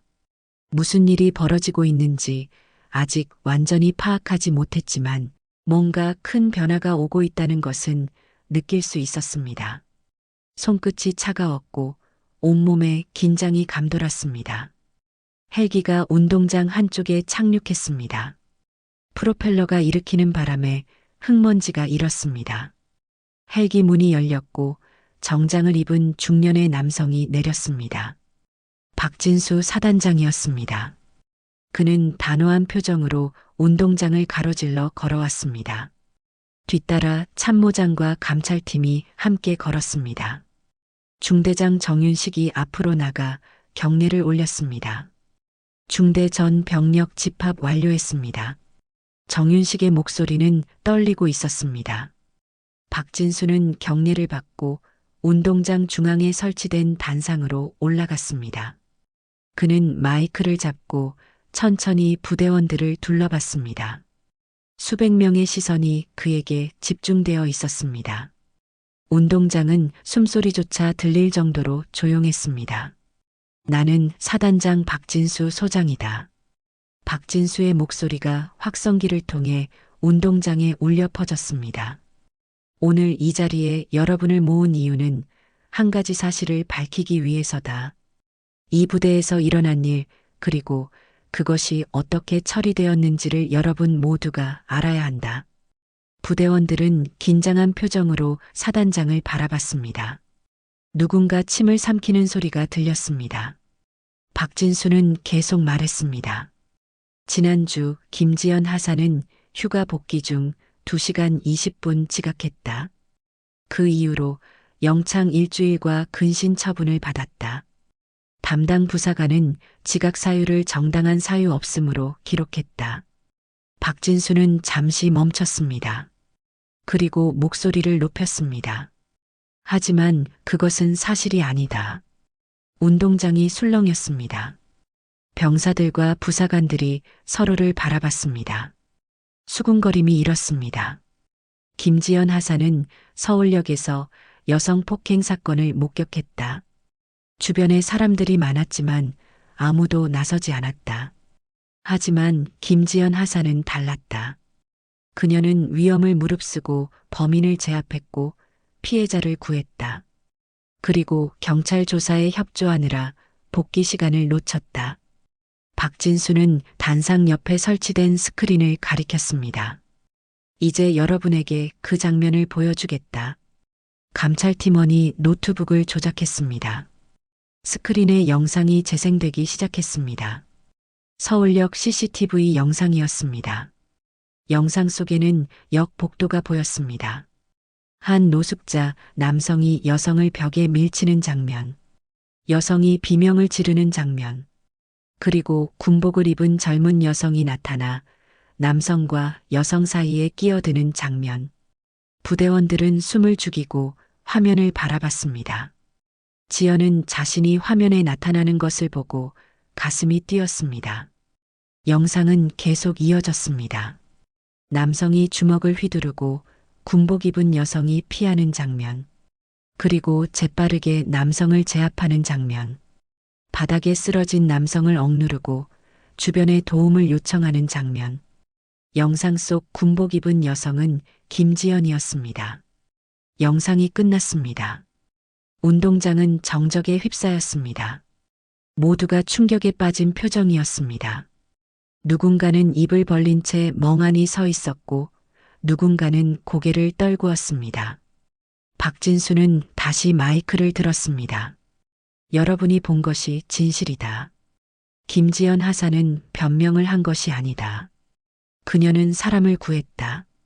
군인으로서, 인간으로서 당연히 해야 할 일을 했다. 박진수는 잠시 숨을 고르고 계속 말했습니다. 그리고 한 가지 더 알려줄 것이 있다. 김지연 하사가 구한 피해자는 내 조카 민혜영이다. 운동장이 다시 한번 술렁였습니다. 병사들은 눈을 크게 떴고 부사관들은 서로를 바라봤습니다. 오상만 상사는 창백한 얼굴로 고개를 떨구었습니다. 내 조카는 지금 안전하다. 김지연 하사 덕분이다. 만약 그녀가 그냥 지나쳤다면 내 조카는 어떻게 되었을지 모른다. 박진수의 목소리에 감정이 실렸습니다. 그는 잠시 말을 멈추고 심호흡을 했습니다. 하지만 이 부대는 어떻게 했는가? 김지연 하사가 진실을 말했을 때 담당자는 그것을 변명으로 치부했다. 확인도 하지 않고 징계를 내렸다. 영창에 일주일이나 가두었다. 박진수의 목소리가 높아졌습니다. 이것이 우리 군대의 모습인가? 용기 있는 행동을 징계하고 진실을 외면하는 것이 군인의 자세인가? 아무도 대답하지 못했습니다. 운동장은 무겁게 침묵했습니다. 바람 소리만이 들렸습니다. 박진수는 오상만 상사를 바라봤습니다. 오상만은 창백한 얼굴로 고개를 숙이고 있었습니다. 오상만 상사 앞으로 나오시오. 오상만은 떨리는 발걸음으로 단상 앞으로 나갔습니다. 그는 사단장 앞에 섰지만 고개를 들지 못했습니다. 당신은 김지연 하사의 말을 듣고 무엇을 했는가? 변명으로 판단했습니다. 오상만의 목소리는 떨렸습니다. 확인은 해봤는가? 안 했습니다. 왜? 규칙이 중요하다고 생각했습니다. 박진수는 고개를 저었습니다. 규칙은 사람을 지키기 위해 있는 것이다. 규칙이 사람을 짓밟는 도구가 되어서는 안 된다. 당신은 그것을 잊었다. 오상만은 고개를 더 깊이 숙였습니다. 그의 어깨가 떨렸습니다. 박진수는 다시 부대원들을 향해 말했습니다. 그리고 여러분은 어땠는가? 김지연 하사가 영창에 갔을 때 여러분은 무엇을 했는가? 그녀를 믿어주었는가? 아니면 외면했는가? 부대원들은 아무 말도 하지 못했습니다. 많은 이들이 고개를 숙였습니다. 식당에서, 훈련장에서, 막사에서 지연을 향해 수군거렸던 그들. 그녀를 믿지 않았던 그들. 그 기억이 가슴을 짓눌렀습니다. 박진수는 스크린을 다시 가리켰습니다. 이번에는 문서가 나타났습니다. 이것은 경찰 조서다. 김지연 하사의 진술, 피해자의 진술, 그리고 목격자들의 진술이 모두 기록되어 있다. 모든 것이 일치한다. 김지연 하사는 진실을 말했다. 박진수는 다른 문서를 보여줬습니다. 그리고 이것은 병원 기록이다. 피해자 민혜영 씨의 치료 기록과 김지연 하사가 동행했다는 기록이 남아있다. 모든 증거가 제시되었습니다. 진실은 명백했습니다. 의심의 여지가 없었습니다. 박진수는 마이크를 내려놓고 운동장을 천천히 걸었습니다. 그는 부대원들 사이를 지나 지연이 서 있는 곳으로 다가갔습니다. 지연은 눈물을 참으며 서 있었습니다. 박진수는 그녀 앞에 멈춰 섰습니다. 김지연 하사. 예. 지연의 목소리가 떨렸습니다. 당신은 잘못한 것이 하나도 없다. 오히려 당신은 이 부대의, 아니, 우리 군의 자랑이다. 고개를 들어라. 지연은 천천히 고개를 들었습니다. 박진수는 그녀를 똑바로 바라보며 말했습니다. 내 조카를 구해줘서 고맙다. 군인으로서, 그리고 한 사람의 삼촌으로서 진심으로 감사한다. 박진수는 지연에게 경례를 올렸습니다. 사단장이 하사에게 경례를 올리는 장면. 부대원들은 충격에 빠졌습니다. 이런 광경은 처음이었습니다. 지연은 얼떨떨한 표정으로 경례를 받았습니다. 그녀의 눈에서 눈물이 흘러내렸습니다. 참았던 모든 감정이 한꺼번에 쏟아져 나왔습니다. 박진수는 다시 단상으로 돌아갔습니다. 그는 마이크를 들고 마지막 말을 했습니다. 이 사건은 우리 모두에게 교훈을 준다. 규칙도 중요하지만 그보다 더 중요한 것은 사람이다. 그리고 진실이다. 우리는 서로를 믿고 서로를 지켜야 한다. 그것이 진정한 군인의 자세다. 박진수는 잠시 멈췄다가 말했습니다. 이제 이 부대는 달라져야 한다. 용기 있는 행동이 존중받고 진실이 밝혀지는 부대가 되어야 한다. 박진수는 마이크를 내려놓았습니다. 운동장은 여전히 조용했습니다. 하지만 분위기는 달라져 있었습니다. 무거운 침묵이 아니라 깨달음의 침묵이었습니다. 박진수 사단장은 단상에서 내려와 참모장에게서 서류를 건네받았습니다. 그는 다시 마이크를 들었습니다. 이제 책임을 묻겠다. 운동장이 다시 긴장에 휩싸였습니다. 박진수는 서류를 펼쳐보며 말했습니다. 오상만 상사, 정윤식 중대장, 앞으로 나오시오. 두 사람은 떨리는 발걸음으로 단상 앞으로 나왔습니다. 오상만의 얼굴은 창백했고 정윤식의 이마에는 식은 땀이 맺혀 있었습니다. 오상만 상사, 당신은 부하의 말을 듣지 않았고 확인하지 않았으며 부당한 징계를 내렸다. 이는 직권남용이며 가혹행위에 해당한다. 박진수의 목소리는 차갑고 단호했습니다. 그리고 정윤식 중대장, 당신은 중대장으로서 부하들을 제대로 관리하지 못했다. 오상만 상사에게 모든 권한을 위임하고 책임을 회피했다. 이는 지휘관으로서의 직무유기다. 정윤식은 고개를 더 깊이 숙였습니다. 즉시 두 사람 모두 보직에서 해임한다. 오상만 상사는 사단본부로 전속 조치하며 징계위원회에 회부한다. 정윤식 중대장도 마찬가지다. 상급 부대에서 재교육 후 재배치 여부를 결정할 것이다. 알겠습니다. 두 사람이 동시에 대답했습니다. 목소리는 힘없이 떨렸습니다. 물러가시오. 오상만과 정윤식은 뒤로 물러났습니다. 그들의 군 생활에서 가장 치욕스러운 순간이었습니다. 수백 명의 부대원들 앞에서 징계를 받는 순간, 오상만은 고개를 들지 못했고 정윤식은 입술을 깨물었습니다. 이 광경을 지켜보던 수진이 달려왔습니다. 그녀는 지연을 꽉 안아줬습니다. 지연아, 정말 고생했어. 정말. 수진의 목소리도 눈물로 젖어 있었습니다. 지연은 수진의 품에서 참았던 눈물을 터뜨렸습니다. 일주일 넘게 참았던, 견뎌왔던 모든 감정이 쏟아져 나왔습니다.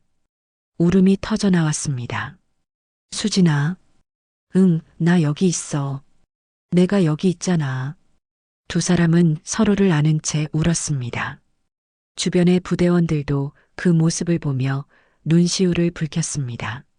10분 후 박진수 사단장이 다시 단상에 올랐습니다. 부대원들은 다시 대열을 정비했습니다. 하지만 분위기는 이전과 달랐습니다. 무거웠던 공기가 조금 가벼워졌고 부대원들의 표정도 달라져 있었습니다. 김지연 하사, 앞으로 나오시오. 지연은 수진과 떨어져 단상 앞으로 걸어갔습니다. 그녀는 사단장 앞에 차렷 자세로 섰습니다. 박진수는 참모장에게서 또 다른 서류를 받았습니다. 그리고 마이크를 들었습니다. 김지연 하사는 시민의 생명을 구하는 용기 있는 행동을 했다. 개인의 불이익을 감수하면서도 타인을 도왔고 군인으로서의 책임과 인간으로서의 도리를 다했다. 박진수는 서류를 펼쳐 읽기 시작했습니다. 이에 김지연 하사에게 용기와 희생 정신을 치하하며 표창을 수여한다. 참모장이 표창장을 들고 왔습니다. 박진수는 표창장을 지연에게 건넸습니다. 김지연 하사, 당신은 우리 군의 자랑이다. 당신의 용기가 많은 이들에게 귀감이 될 것이다. 박진수는 다시 한번 경례를 올렸습니다. 지연도 경례로 답했습니다. 그녀의 눈에서는 계속 눈물이 흘러내렸습니다. 하지만 이번에는 슬픔의 눈물이 아니었습니다. 안도와 감사의 눈물이었습니다. 운동장에서 박수가 터져 나왔습니다. 처음에는 몇몇이었지만 곧 전체 부대원이 박수를 쳤습니다. 박수 소리는 점점 커졌고 환호성도 들렸습니다. 지연은 부대원들을 바라봤습니다. 자신을 외면했던 사람들, 믿지 않았던 사람들. 하지만 지금 그들은 박수를 보내고 있었습니다. 지연은 그들에게 고개를 숙여 인사했습니다. 박진수는 마지막으로 말했습니다. 이 사례는 정군에 공표될 것이다. 김지연 하사의 용기와 희생 정신, 그리고 이 사건을 통해 우리가 배운 교훈을 모든 부대가 이 사례를 교육 자료로 사용할 것이며 우리 군은 더 나은 조직으로 변화할 것이다. 박진수는 마이크를 내려놓고 지연에게 다가갔습니다. 그는 작은 목소리로 말했습니다. 내 조카 혜영이가 꼭 만나고 싶어 한다. 시간 되면 연락하겠다. 감사합니다, 사단장님. 지연이 대답했습니다. 박진수는 미소 지으며 고개를 끄덕였습니다. 집합은 해산되었습니다. 부대원들은 각자의 위치로 돌아갔습니다. 하지만 분위기는 완전히 달라져 있었습니다. 지연은 막사로 돌아가는 길, 수진이 옆에서 함께 걸으며 말했습니다. 지연아, 이제 다 끝났어. 힘들었지? 응, 정말 힘들었어. 그래도 이겨냈잖아. 진실은 결국 밝혀졌고 너는 명예를 되찾았어. 지연은 가슴에 달린 메달을 만져봤습니다. 차가운 금속의 감촉이 손끝에 느껴졌습니다. 이것은 단순한 메달이 아니었습니다. 그녀가 견뎌낸 시간, 그녀가 지킨 용기의 증표였습니다. 그날 저녁 부대는 평소와 다른 분위기였습니다. 지연은 그 모든 것이 낯설었지만 따뜻했습니다. 외로웠던 시간이 지나고 이제 그녀는 더 이상 혼자가 아니었습니다. 밤이 되었습니다. 지연은 침대에 누워 천장을 바라봤습니다. 며칠 전까지만 해도 이 천장을 보며 눈물을 흘렸습니다. 하지만 지금은 달랐습니다. 가슴이 따뜻했고 마음이 편안했습니다. 나는 잘못하지 않았어. 나는 옳은 일을 했어. 지연은 처음으로 확신을 가지고 그렇게 말할 수 있었습니다. 억울함과 분노, 외로움과 절망. 그 모든 감정이 이제는 자부심과 안도로 바뀌었습니다. 지연은 눈을 감았습니다. 오늘 하루는 길고 힘든 여정의 끝이었습니다. 그리고 동시에 새로운 시작이었습니다. 일주일이 지났습니다. 부대는 완전히 달라져 있었습니다. 오상만 상사와 정윤식 중대장이 떠난 자리에는 새로운 상사와 중대장이 배치되었습니다. 새로 부임한 김민호 중대장은 첫 훈시에서 이렇게 말했습니다. 우리는 서로를 믿고 서로를 존중하는 부대가 될 것입니다. 계급이 높다고 해서 권력을 남용하지 않고 계급이 낮다고 해서 목소리를 내지 못하는 일은 없을 것입니다. 부대원들은 그 말에 고개를 끄덕였습니다. 변화는 이미 시작되고 있었습니다. 토요일 오후 지연은 부대 정문 앞에 서 있었습니다. 오늘은 특별한 날이었습니다. 박진수 사단장의 약속대로 혜영을 만나기로 한 날이었습니다. 정문 밖에서 한 젊은 여성이 걸어왔습니다. 20살쯤 되어 보이는 그녀는 밝은 미소를 지으며 지연을 향해 손을 흔들었습니다. 민혜영이었습니다. 지연 하사님, 혜영이 달려와 지연을 꽉 안아줬습니다. 지연은 잠시 당황했지만 곧 그녀를 안아주었습니다.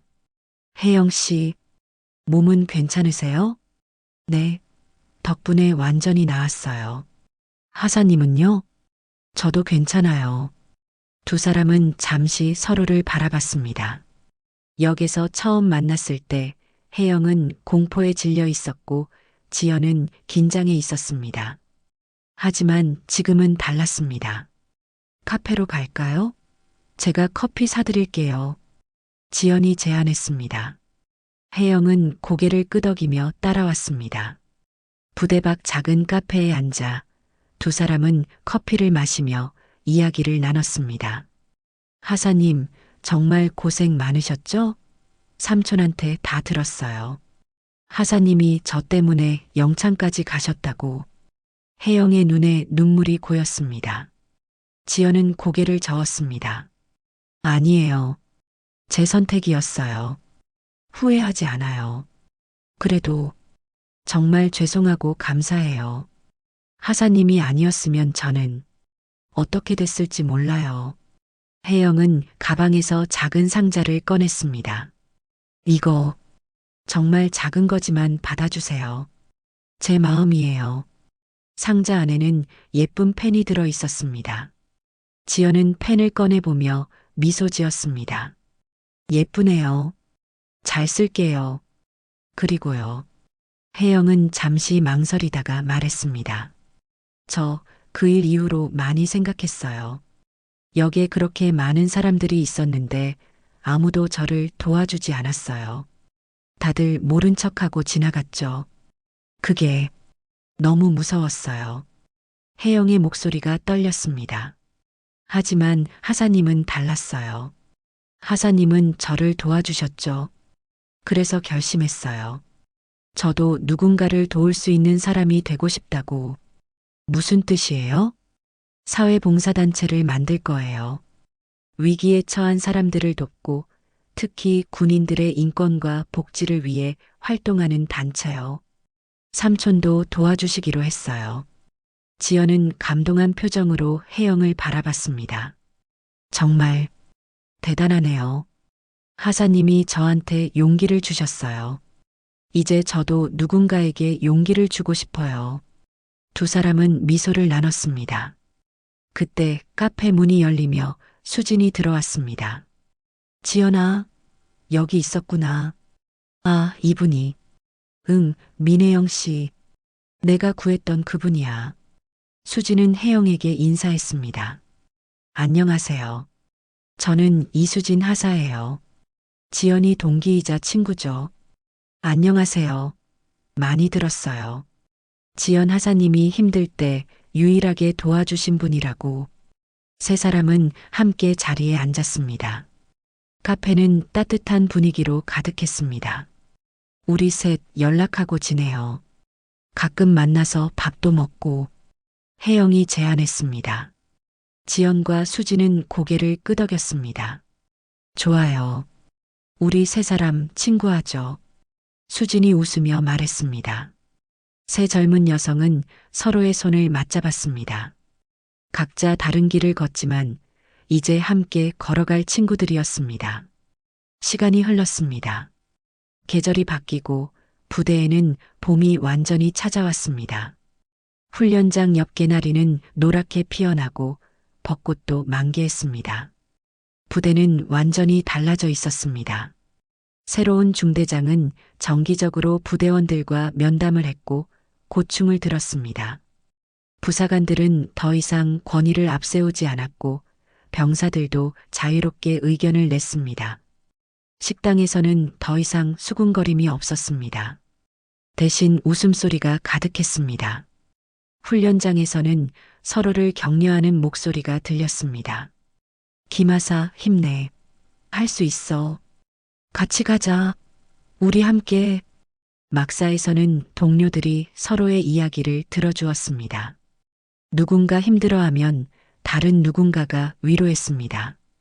지연은 이런 변화를 보며 뿌듯함을 느꼈습니다. 자신의 고통이 헛되지 않았다는 것을, 그 고통이 변화를 만들어냈다는 것을. 어느 날 저녁, 지연은 수진과 함께 부대 뒤편 언덕에 올랐습니다. 그곳에서는 부대 전체가 한눈에 보였습니다. 지연아, 많이 변했지? 수진이 말했습니다. 지연은 고개를 끄덕였습니다. 응, 정말 많이 변했어. 너 때문이야. 내가 용기를 냈으니까. 아니야. 우리 모두 함께 만든 변화야. 두 사람은 잠시 침묵하며 풍경을 바라봤습니다. 석양이 부대를 붉게 물들이고 있었습니다. 지연아, 응? 내가 그때 그 선택을 한 거 정말 자랑스러워. 내 친구라는 게 자랑스러워. 고마워, 수진아. 너도 내 곁에 있어줘서 고마워. 두 사람은 서로를 바라보며 미소 지었습니다. 그날 밤 지연은 침대에 누워 휴대폰을 꺼냈습니다. 혜영에게서 메시지가 와 있었습니다. 하사님, 오늘 봉사단체 설립 신청했어요. 하사님이 제게 보여준 그 용기를 많은 사람들에게 전하고 싶어요. 다음 주에 수진 하사님이랑 같이 밥 먹어요. 지연은 미소 지으며 답장을 보냈습니다. 축하해요, 혜영 씨. 멋진 이름이네요. 다음 주에 꼭 만나요. 지연은 휴대폰을 내려놓고 천장을 바라봤습니다. 몇 주 전 이 천장을 보며 눈물을 흘렸던 기억이 떠올랐습니다. 하지만 지금은 달랐습니다. 창밖으로 별이 보였습니다. 밤하늘에 총총히 박힌 별들. 지연은 그 별들을 보며 생각했습니다. 나는 옳은 일을 했어. 그리고 그 선택은 많은 것을 바꿨어. 지연은 가슴에 손을 얹었습니다. 그곳에는 더 이상 메달이 없었지만 그 무게는 여전히 느껴졌습니다. 용기의 무게, 책임의 무게, 그리고 변화의 무게. 아침이 밝았습니다. 새로운 하루가 시작되었습니다. 지연은 일어나 군복을 입었습니다. 거울 속 자신의 모습을 바라봤습니다. 이제 그 눈에는 확신이 담겨 있었습니다. 훈련장으로 향하는 길, 멀리서 수진이 손을 흔들었습니다. 지연도 손을 흔들어 답했습니다. 두 사람은 함께 훈련장으로 걸어갔습니다. 부대 정문 위에는 새로운 현수막이 걸려 있었습니다. 용기와 책임, 그리고 신뢰 함께 만드는 새로운 부대. 지연은 그 현수막을 보며 걸음을 멈췄습니다. 그리고 깊게 숨을 들이쉬었습니다. 이제 시작이었습니다. 진정한 변화의 시작. 그리고 지연은 그 변화의 중심에 서 있었습니다. 하늘은 맑았고 미래는 열려 있었습니다. 오늘의 사연은 여기까지입니다. 영상이 마음에 드셨다면 구독과 좋아요 부탁드릴게요. 천태만상이었습니다.